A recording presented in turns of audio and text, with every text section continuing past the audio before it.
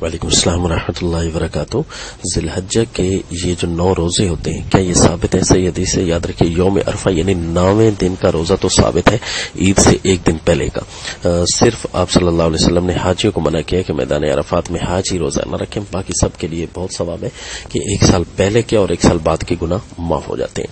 اس کے علاوہ ایک روایت میں آیا ہے کہ آپ صلی اللہ علیہ وسلم عشرہ ذی الحج میں روزے رکھتے تھے، تو اس روایت کی سند پر کلام ہے، اگرچہ ضعیف ہے لیکن صحیح روایت میں یہ آیا ہے عمومی افعال کا کہ کوئی بھی نیک کام کرو ان 10 دنوں میں، اس کا اتنا زیادہ ثواب ہے کہ اس کی کوئی حد ہی نہیں.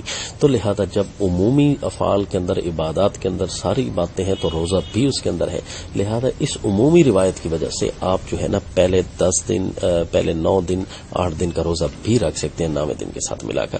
لہذا اس عمومی روایت کی وجہ سے روزہ رکھنا صحیح ہوگا، اگرچہ مخصوص جو روایت ہے اس کے اوپر جرح ہے، وہ ضعیف ہے. السلام.